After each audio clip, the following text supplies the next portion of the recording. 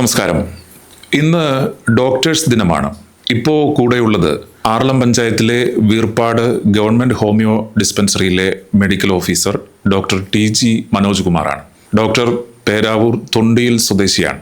Doctor എന്ന് പറഞ്ഞാൽ ആതുര സേവന രംഗത്ത് പ്രവർത്തിക്കുന്നതോടൊപ്പം സാഹിത്യത്തിൻ്റെ എഴുത്തിൻ്റെ മേഖലയിൽ കൂടി വളരെ സജീവമായി പ്രവർത്തിക്കുന്ന ഒരു വ്യക്തി കൂടിയാണ്. അദ്ദേഹത്തിൻ്റെ പുതിയ പുസ്തകം കഥാസമാഹാരം ഗ്ലോറിഫൈഡ് ലൈസ് 4-ാം തീയതി മന്ത്രി അഡ്വക്കേറ്റ് സണ്ണി ജോസഫ് പ്രകാശനം ചെയ്യുകയാണ്. ഈ ഡോക്ടേഴ്സ് ദിനത്തിൽ ഡോക്ടർ TG മനോജ് കുമാറിൻ്റെ പ്രത്യേകത അതാണ്.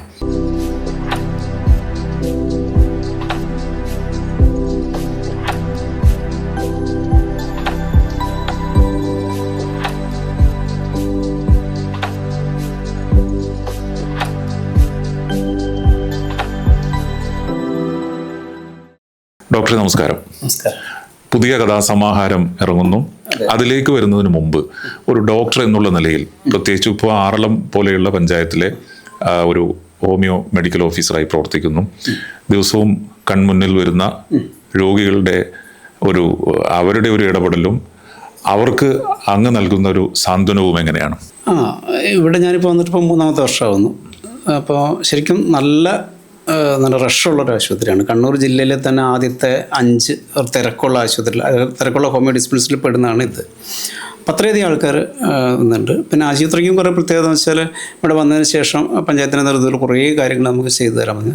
കണ്ണൂർ ജില്ലയിൽ തന്നെ ആദ്യത്തെ പേപ്പർലെസ് ആശുപത്രിയാണ്. ഇവിടെ പേഷ്യൻസ് വരുന്നത് മുതൽ പോകുന്നത് വരെ യാതൊരു പ്ലാസ്റ്റിക് സാധനങ്ങളും ഇല്ലാതെ പേപ്പർലെസ് ആണ്. അപ്പം അങ്ങനെ ഒരു ആശുപത്രിയാണ് അതുള്ളത്. ധാരാളം പേഷ്യൻസ് അത് ഈ ഒരു പ്രദേശത്ത് നിന്ന് നേരത്തെ പറഞ്ഞതുപോലെ വാഹന സൗകര്യം വളരെ കുറഞ്ഞ സ്ഥലമാണ്. ആകെ 2-3 ബസ്സുകളുള്ളൂ. പക്ഷേ എന്നിട്ട് തന്നെ വളരെ ദൂരെ നിന്ന് ആൾക്കാർ വരുന്നു. നമ്മുടെ പഞ്ചായത്തിലൊന്നുമല്ല, ഇത് ആറളം പഞ്ചായത്തിലെ രോഗികൾ മാത്രമൊന്നുമല്ല വരുന്നത്, മറ്റ് ഇപ്പോൾ അടുത്തുള്ള പഞ്ചായത്തുകളിൽ നിന്ന് ദൂരെ നിന്ന് തന്നെ ആൾക്കാർ വരുന്നു. അപ്പോൾ പരമാവധി അവർക്കൊക്കെ എത്രയും ദൂരെയുള്ള വരുന്നുള്ള വാഹന സൗകര്യങ്ങൾ കുറവായതുകൊണ്ട് ചിലപ്പോൾ 2 ആഴ്ചത്തേനോ 1 മാസത്തേനോ ഒക്കെ കൊടുത്തു വിടുന്നു. എന്തായാലും വളരെ സന്തോഷമുള്ള ഒരു പ്രശാന്തമായ ഒരു സ്ഥലത്താണ് ജോലി ചെയ്യുന്നത്. നല്ല സ്റ്റാഫുകൾ എല്ലാവരോടും സഹകരിക്കുന്നു. പഞ്ചായത്തിൻ്റെ നല്ല സപ്പോർട്ടുകളൊക്കെ ഉണ്ട്.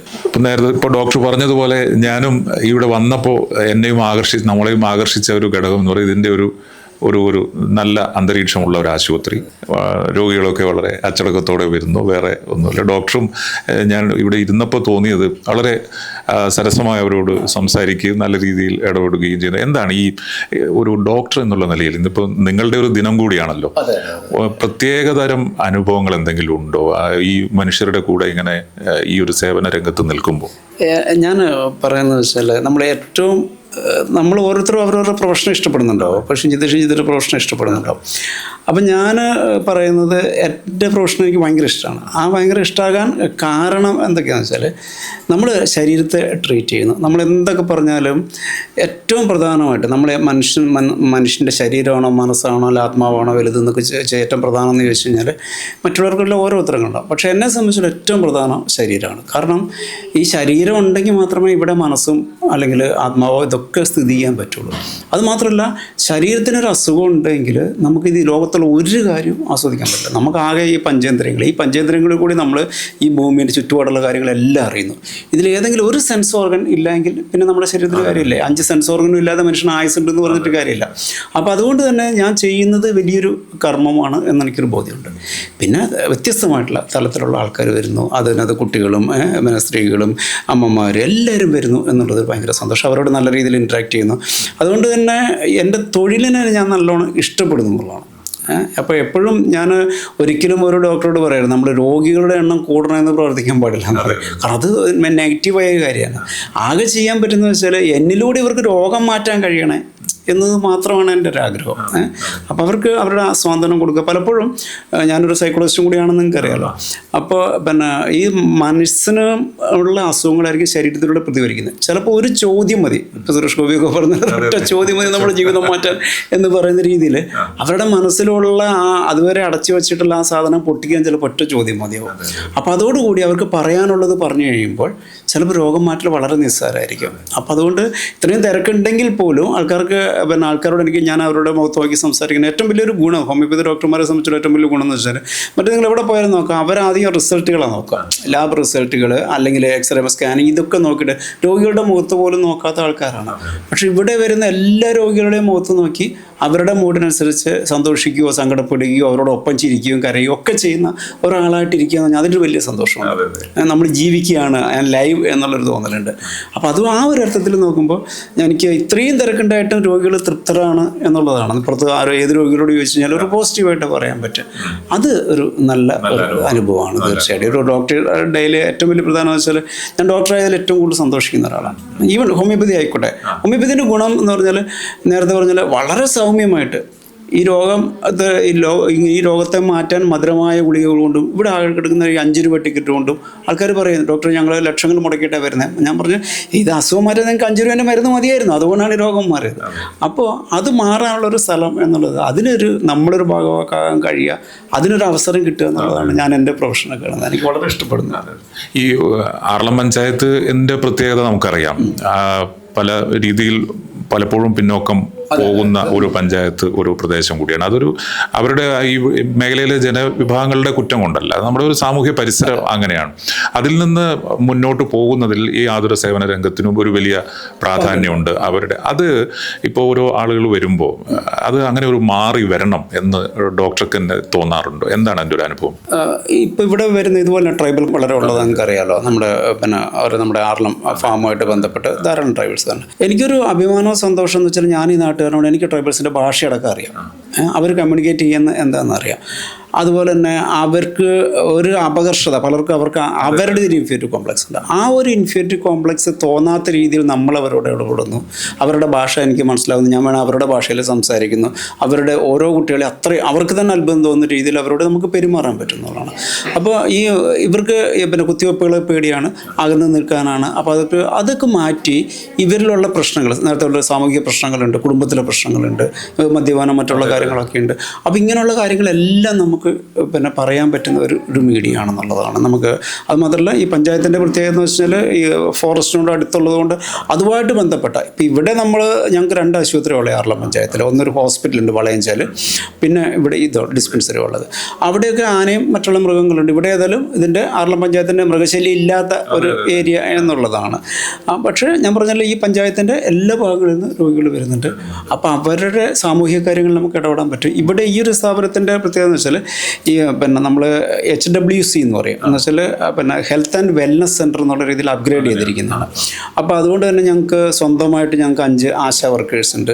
അതുപോലെ തന്നെ ഒരു മൾട്ടിപർപ്പസ് ഹെൽത്ത് വർക്കർ ഉണ്ട്, ഒരു യോഗ ഇൻസ്ട്രക്ടർ ഉണ്ട്. സാധാരണ ഞങ്ങൾ ഫാർമസിസ്റ്റ്, അറ്റൻഡറൊക്കെ അതെല്ലാം കൂടാതെ. അപ്പോൾ അതുകൊണ്ട് തന്നെ ഇവിടെ യോഗ ക്ലാസ്സുകളുണ്ട്, മുകളിലൊക്കെ യോഗ ക്ലാസ്സുകൾ നടക്കുന്നുണ്ട്. അപ്പോൾ ഞാൻ ഇവരുടെ സ്വഭാവങ്ങളിലും അവർക്ക് രോഗം വരാതെ, നേരത്തെ പറഞ്ഞ പോലെ രോഗം വന്നിട്ട് ചികിത്സിക്കല്ലേ, രോഗം വരാതെ ഇവർക്ക് എന്തൊക്കെ അഡ്വൈസ് കൊടുക്കാൻ പറ്റുക, ഇവരുടെ ജീവിതശൈലികളിലുള്ള മാറ്റം വരാൻ പറ്റുക. അതുപോലെ തന്നെ ഇവർക്ക് ഈവൻ ഞാനൊരു കൗൺസിലറും കൂടി ആയതുകൊണ്ടായിരിക്കും ഇവൻ ട്രൈബൽസൊക്കെ ഉള്ള കുട്ടികൾ വന്നു കഴിഞ്ഞാൽ അവർക്ക് പഠിക്കാൻ പ്രോത്സാഹിപ്പിക്കാനോ അല്ലെങ്കിൽ അവരുടെ നിങ്ങളുടെ വഴികൾക്ക് വലിയൊരു വാസ്റ്റ് ഒരു ഹൊറൈസൺ ഉണ്ട് അവരത് അറിയുന്ന പോലും ഇല്ല.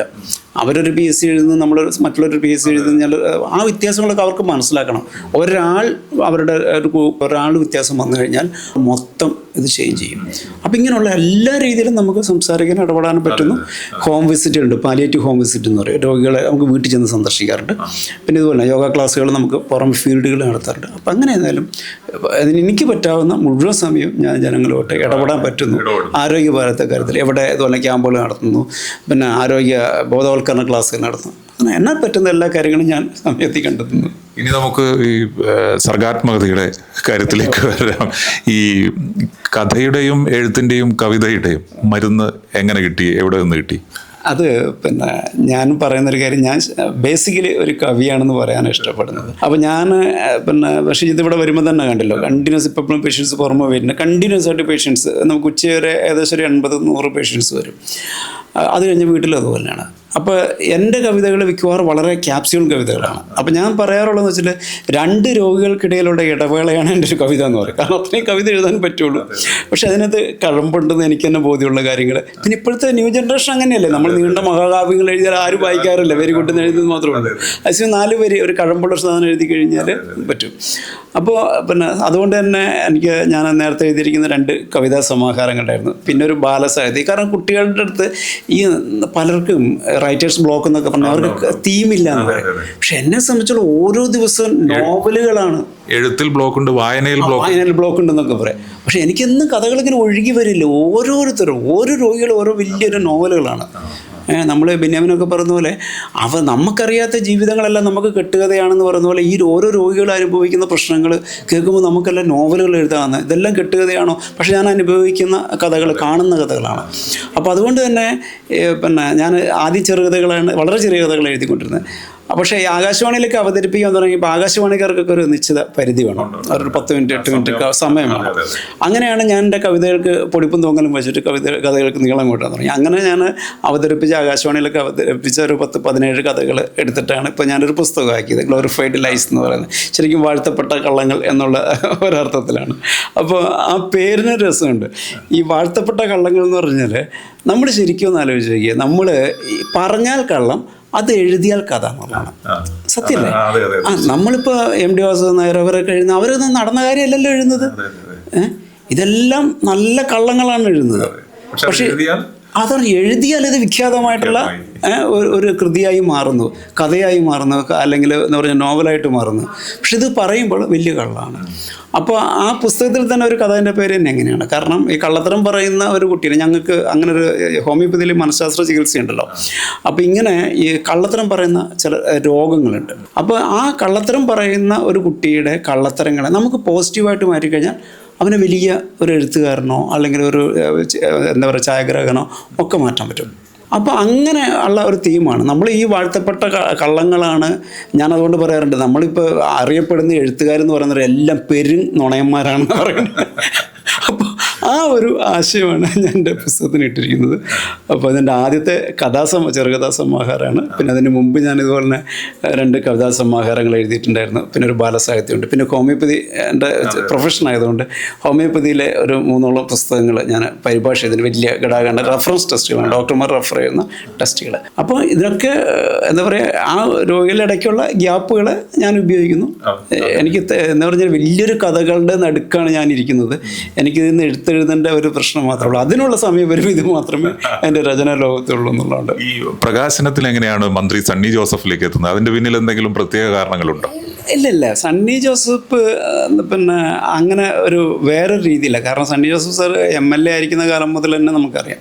എനിക്ക് തോന്നുന്നു ഒരു 10ൽ കുറയാത്ത ഒന്നിച്ച് പല വേദികളിൽ, ധാരാളം വേദികളിൽ ഒന്നിച്ചിട്ടുണ്ട്. അപ്പോൾ അതുകൊണ്ട് തന്നെ അദ്ദേഹത്തിന് നമ്മളെ പേരെടുത്ത് വിളിക്കാവുന്ന രീതിയിൽ എന്നെ അറിയാവുന്നൊരു ബന്ധമുണ്ട്. പിന്നെ അദ്ദേഹം നമ്മൾ വിചാരിക്കുന്നില്ല, അദ്ദേഹം നല്ലൊരു വായനക്കാരനാണ്.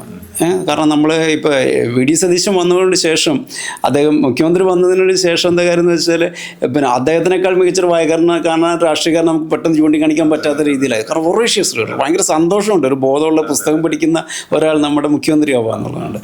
അപ്പോൾ ഇദ്ദേഹം ഇതുപോലെ തന്നെ നിയമസഭാ സാമാജികരുടെ ലൈബ്രറിയിലൊക്കെ അങ്ങും അത് നടത്തുന്ന ഒരാളൊക്കെയാണ് സണ്ണി ജോസഫ് എന്നുള്ള കാര്യം പിന്നെയാണ് ഞാൻ അറിയുന്നത്. അപ്പോൾ ഞാനതുപോലെ പുസ്തകം പ്രകാശനം ചെയ്യണം എന്ന് അദ്ദേഹത്തിനോട് പറഞ്ഞ ഡോക്ടറെ ആദ്യം പുസ്തകം അയച്ചു തരണം, കാരണം ഇത് വായിച്ചു നോക്കണം. 2-3 കാര്യങ്ങളാണ്. ഒന്നതുപോലെ സർക്കാർ വിരുദ്ധമായ കാര്യങ്ങളൊന്നും വരുന്നില്ല എന്നുള്ളതാണ്. ഇനിയിപ്പോൾ അതിന് ശേഷം അതിന് വലിയ കോൺട്രവേഴ്സി വരാൻ പാടില്ല. പക്ഷേ അദ്ദേഹത്തിന് ഞാൻ പുസ്തകം തിരുവനന്തപുരത്ത് അത് ഒലിവ് ബുക്സാണ് പബ്ലിഷ് ചെയ്യുന്നത്. ഒലിവ് ബുക്സിൻ്റെ അവർ എന്നെ തിരുവനന്തപുരത്ത് അത് കൊണ്ടുവന്ന് കൊടുത്തു. അദ്ദേഹം വായിച്ചതിന് ശേഷം പ്രോഗ്രാമിൽ പങ്കെടുക്കാം എന്ന് അറിയിച്ചിരിക്കുകയാണ്. അപ്പോൾ അത് ഭയങ്കര സന്തോഷം. കാരണം അതുമാത്രമല്ല, ഞാനും സണ്ണി ജോസഫ് സാറ് MLA ആയിരിക്കുന്ന സമയത്ത് അദ്ദേഹത്തിൻ്റെ കൂടെ വേറെ പുസ്തക പ്രകാശനങ്ങളിൽ തന്നെ പങ്കെടുത്തിട്ടുണ്ട്. അപ്പോൾ അതുകൊണ്ട് പുസ്തകം വായിക്കുന്ന ഒരാളെ തന്നെ ഇത് കിട്ടി എന്നുള്ളത് എന്നെ സംബന്ധിച്ചോളം വളരെ. പിന്നെ നമ്മുടെ നാടിൻ്റെ മന്ത്രി, നമുക്ക് പരിചിതനായിട്ടുള്ള പേരാവൂരുകാരൻ്റെ മന്ത്രി, ഞാൻ പേരാവൂരുകാരനാണ്. അപ്പോൾ അതുകൊണ്ട് തീർച്ചയായിട്ടും അത് മന്ത്രിയായപ്പോൾ അദ്ദേഹത്തിന് കിട്ടിയെന്നുള്ളത് വളരെ സന്തോഷമായിട്ടുള്ളൊരു കാര്യം. ഞാൻ പലപ്പോഴും ചോദിക്കണം എന്ന് വിചാരിച്ച ഒരു കൗതുകം, ചിലപ്പോൾ വലിയ അർത്ഥമില്ലാത്തൊരു ചോദ്യമായിരിക്കാം. അങ്ങനെയാണെങ്കിൽ ഡോക്ടർ അത് വിട്ടേക്കാം. എൻ്റെ ഒരു ചോദ്യം, ഈ ആക്ടിവിസ്റ്റുകൾ, എഴുത്തുകാർ, അതുപോലെ സമൂഹത്തിൻ്റെ വിവിധ രംഗങ്ങളിൽ ഇടപെടുന്നവരിൽ മിക്കവരും ഈ ഹോമിയോ രംഗത്തെ ഡോക്ടർമാരും ആ നിലയിൽ ഉള്ളത് എന്തായിരിക്കും? അങ്ങനെ ഒരു അത് ഉദാഹരണങ്ങൾ ഒരുപാട് ചൂണ്ടിക്കാട്ടാനുണ്ട്. മറ്റുള്ള മേഖലകളിൽ ഇല്ല എന്നല്ല, പക്ഷേ ഇത് കുറച്ചുകൂടി കൂടുതലുണ്ട്. എന്തായിരിക്കും അതിൻ്റെ ഒരു കാരണം? എൻ്റെ ഒരു അനുഭവം പറഞ്ഞു കഴിഞ്ഞാൽ, ഞാൻ നേരത്തെ പറഞ്ഞ പോലെ മനുഷ്യൻ്റെ മുഖത്ത് നോക്കി, മനുഷ്യൻ്റെ വികാരങ്ങൾ നോക്കി നമുക്ക് രോഗികളെ ചികിത്സിക്കുക എന്നുള്ളതാണ്. രോഗം പലപ്പോഴും ഈ കാണുന്ന പേപ്പറുകളിൽ ഒതുങ്ങി നിൽക്കുന്നതല്ല. അവർ കൊണ്ടുവരുന്ന ഫയലുകളിൽ ഒതുങ്ങിയിരിക്കുന്നില്ല. അവർ ആ ഫയലും പിടിച്ചുകൊണ്ടാണ് വരിക. അവർ ഫയൽ പിടിച്ച് കിട്ടുന്നതെന്ന് വെച്ചാൽ ഞാൻ ലക്ഷങ്ങൾ മുടക്കിയെന്ന് കാണിക്കാനുള്ള ഫയലുകളാണ്. ഇതൊന്നും ആയിരിക്കില്ല അവരുടെ രോഗം. പിന്നെ ഞാൻ കോഴിക്കോട് പഠിച്ചിരുന്ന സമയത്ത് അന്നൊക്കെ കോഴിക്കോട് യൂണിവേഴ്സിറ്റീൻ്റെ കീഴിൽ ഈ കോളേജുകളെല്ലാം വരുന്നത്, ഈ മലബാറിലെ കോളേജുകളെല്ലാം. അപ്പോൾ അന്നൊക്കെ തന്നെയാണല്ലോ യൂണിവേഴ്സിറ്റിൻ്റെ കീഴിൽ ഏറ്റവും മിടുക്കന്മാരായ കുട്ടികൾ പഠിച്ചിരുന്ന ആയുർവേദ കോളേജിൽ ഹോമിയോ കോളേജിലാണ്. അത് പ്രധാനമായിട്ടും നേരത്തെ പറഞ്ഞാൽ മനുഷ്യനെ നോക്കി സംസാരിക്കുന്ന, മനുഷ്യൻ്റെ പ്രശ്നങ്ങൾ അറിയാവുന്ന ആ ഹോമിയോപ്പതിനെ കുറിച്ച് പറയും. Homeopathy treats patients and not the disease എന്നാണ്. രോഗത്തെ അല്ല, രോഗിയാണ് ചികിത്സിക്കുന്നത്. രോഗി എന്ന് പറയുന്നത് ഒരു രോഗം വന്ന വ്യക്തിയാണ്. അപ്പോൾ ഒരേ രോഗത്ത് പേരിട്ട രോഗം തന്നെ 10 രോഗികൾ വന്നാൽ അവർക്ക് 10 പേർക്കാണ് 10 രീതിയിലാണ് ഇത് പ്രകടമായിരിക്കുക. അപ്പോൾ രോഗിക്ക് അവൻ്റെ വ്യക്തിത്വമുണ്ട്. ആ വ്യക്തിത്വത്തിനനുസരിച്ച് രോഗത്തിൻ്റെ പോലും പ്രകടന വ്യത്യാസമുണ്ടാവും. അപ്പോൾ അതുകൊണ്ട് നമ്മൾ ഈ രോഗികളുമായിട്ട് മുഖത്ത് നോക്കി സംസാരിക്കുന്നു, അവരുടെ കാര്യങ്ങൾ മനസ്സിലാക്കി ചികിത്സിക്കുന്നതാണ്. തീർച്ചയായും ഈ അങ്ങനെ അടുത്തറിയാൻ കഴിയുന്നത് കൊണ്ടാണ് മനുഷ്യരുടെ പ്രശ്നങ്ങൾ കൂടുതൽ മനസ്സിലാക്കാൻ കഴിയുന്നുണ്ട്. ഞാൻ ആദ്യം ചോദിച്ചതുപോലെ ഈ സാമൂഹ്യ സേവനം എന്നുള്ള രംഗത്തേക്ക് കൂടി ഈ ഹോമിയോ രംഗത്ത് പ്രവർത്തിക്കുന്നവർ മാറുന്നു. അങ്ങനെയാണ് യഥാർത്ഥ പ്രശ്നങ്ങൾ സമൂഹം അറിയുന്ന പ്രധാന പ്രശ്നങ്ങളുണ്ട്, രോഗികളുടെ യഥാർത്ഥ പ്രശ്നങ്ങളുണ്ട്. അതാണ് ആ യഥാർത്ഥ പ്രശ്നങ്ങൾ നമുക്ക് മനസ്സിലാണ്ട് കാണുന്ന രോഗലക്ഷണങ്ങളല്ല അയാൾ, അതെല്ലാം അനുഭവിക്കുന്നൊരു വ്യക്തിയാണ്. തീർച്ചയായും ഇതാണ് ഡോക്ടർമാർക്കിടയിലെ ഒരു വ്യത്യസ്തനാണ്. നമ്മുടെ ചുറ്റുപാടും നിരീക്ഷിക്കാൻ കഴിയുന്ന മനുഷ്യരുടെ പ്രയാസങ്ങൾ, അവരുടെ സന്തോഷങ്ങൾ, അവരുടെ പലവിധമായിട്ടുള്ള വികാര വിചാരങ്ങളെ അടുത്തറിയാൻ കഴിയുന്ന ഹോമിയോ മേഖലയിൽ പ്രവർത്തിക്കുന്ന ഡോക്ടറാണ് ഡോക്ടർ TG മനോജ് കുമാർ. വ്യത്യസ്തനാവുന്നത് അദ്ദേഹം സാഹിത്യത്തിൻ്റെ, എഴുത്തിൻ്റെ, കവിതയുടെ, കഥയുടെ മേഖലകളിൽ കൂടി സജീവമായി ഇടപെടുന്ന, പ്രവർത്തിക്കുന്ന, കഥകൾ പ്രസിദ്ധീകരിക്കുന്ന, ആകാശവാണിയിൽ കഥകൾ എഴുതി വായിക്കുന്ന ഡോക്ടർ കൂടിയാണ്. അതുകൊണ്ട് മനുഷ്യരുടെ എല്ലാ വികാരങ്ങളെയും മനസ്സിലാക്കാനും അടുത്തറിയാനും ഒരു ഡോക്ടർ എന്നുള്ള നിലയിലും ഒരു എഴുത്തുകാരൻ എന്നുള്ള നിലയിലും അദ്ദേഹത്തിന് കഴിയും. അദ്ദേഹത്തിൻ്റെ ഗ്ലോറിഫൈഡ് ലൈസ് എന്ന പുതിയ കഥാസമാഹാരത്തിൻ്റെ, ആദ്യത്തെ കഥാസമാഹാരത്തിൻ്റെ പ്രകാശനം മന്ത്രി സണ്ണി ജോസഫ് 4-ാം തീയതി നിർവഹിക്കാൻ വേണ്ടി പോവുകയാണ്. ആ ആശംസ കൂടി ഈ ഘട്ടത്തിൽ ഡോക്ടർക്ക് നേരുന്നു. വളരെയധികം സന്തോഷം. നന്ദി. Doctor okay, thank you.